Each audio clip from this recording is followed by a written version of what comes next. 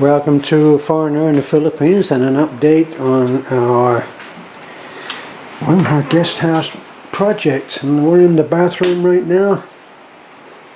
That's the next part of the project. Paneling obviously going up here. Everything rustic prior to this, as you can see there. Look, this is interesting for any foreigners looking on this. This looks very nice. And it is a traditional look which I really enjoyed at first, until it became obvious to me that actually it's impractical in many ways. Bamboo, this is all bamboo, and it sheds a dust. It doesn't matter how many times you clean, the next day you'll come in, everything will be covered in the dust. If you have done the ceiling like we did, that's what we did. Instead of having the bare boards showing, the bare stud work showing, we actually covered everything with the amacon. And for a while it looked really good, until we started to work in a different way and started to panel in here. And then we got a taste of what we could be doing. And that was when we started to change in the style, especially of the guest house, which by definition we have guests coming and staying. And even though it might be considered charming at first, even over a few days the practicalities or impracticalities would hit home. So that's why we're in here now doing the paneling. And we're getting on with the paneling, but in parts, because of the very nature of how rustic carpentry is done in the Philippines, and how differently things are done, then there's a lot of truing up in order to be able to do this. Now, for instance, this part here will be vertical, and it will be true. By the time that you get over to here, you can see in there, by the difference between the panel here and the wall there, that things are hardly true. They don't run true, and they don't have to run true if you're looking at a style that is rustic. I used to do a lot of rustic work in California, where there was a craze for stressed furniture. Sorry, excuse me, I've just been to dinner. Stressed furniture, distressed. And so I was used to working with things like that and making things look old, and so on. So I'm quite accustomed to this, and it's totally okay until you start to try to get one side of something straight and true. Then everything else has to form as well. So then you start to get particular challenges in having everything done. Now this, James has chosen to cover this by going three sides. Right, everything has got to be squared off, and that once you had this part plumb, then this part followed onto this, making total sense when you look at how the base is done. You couldn't come straight out there and in, so it had to have this three-sided treatment, which looks great. Now obviously this will be planed down, edged off, filled and sanded, and will look beautiful. And it's little touches like that make a job. Now this here, this is where the shower is going. Now we're still talking in a way about a rustic approach to things, because this is not a hotel and we're limited very much by budget. So the pipe is coming out there ready for the fitting of a shower unit.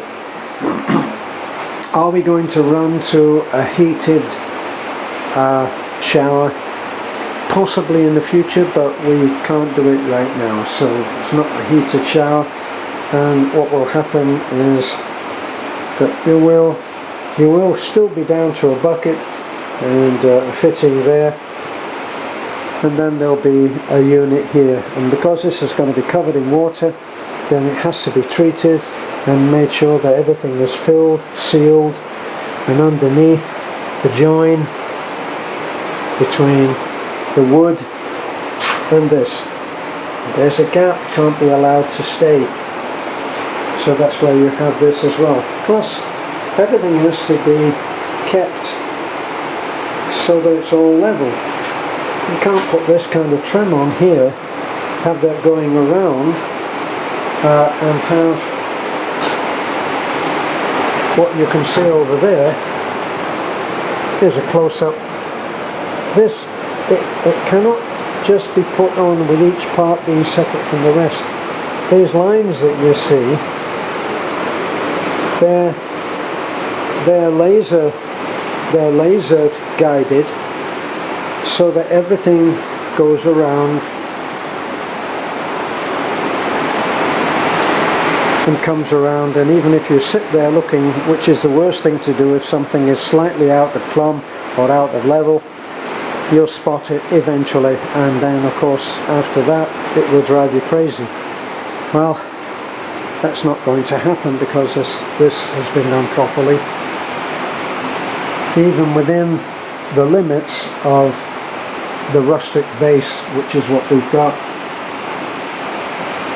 So we do have a flushing toilet, and we have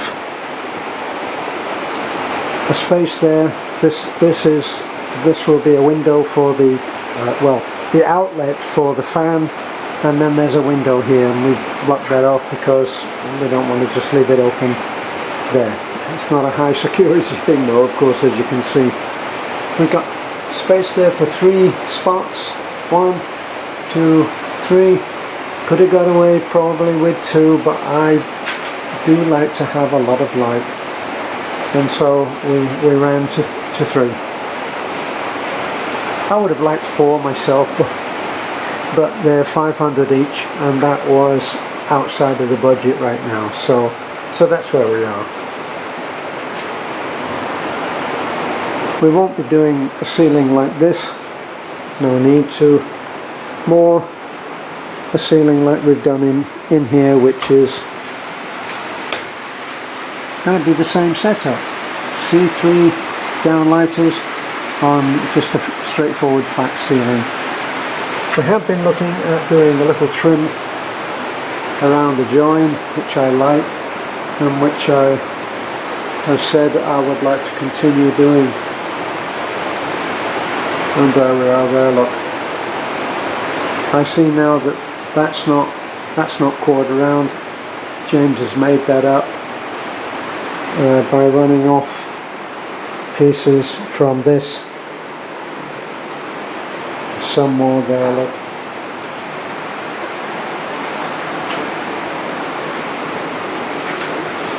So he's made that up so it can be gone, it can be used there, and if you look at the two, and quite honestly, difficult to see the difference. Certainly not a difference which is going to drive me crazy. So, these are problems that all come in and have to be resolved. They're all design problems. We're not going to bother going around that little part there, or that little part there, as far as I'm concerned.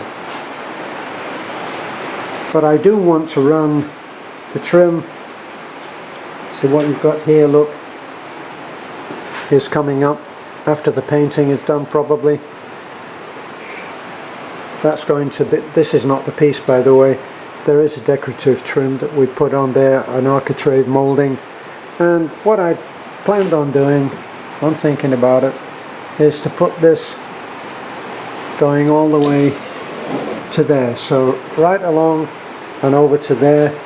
The same again for that, same again for that, and that will be a frieze at the top, and I quite like that idea, and I'll do it on every wall because every wall has either a doorway or a window. So rather than have each of the window mouldings made up and just separating everything, I'd like to get a unified look going right around the room. I quite like that idea.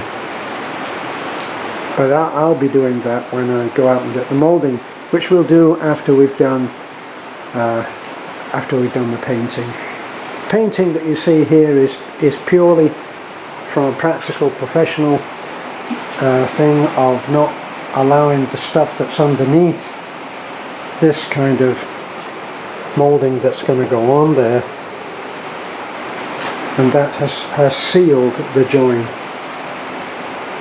So that's the reason for that. And of course there you've got the same thing. So that's our update. One of those things, a lot of work and seemingly not too much to show for it. So moving on, I should pull the plug out.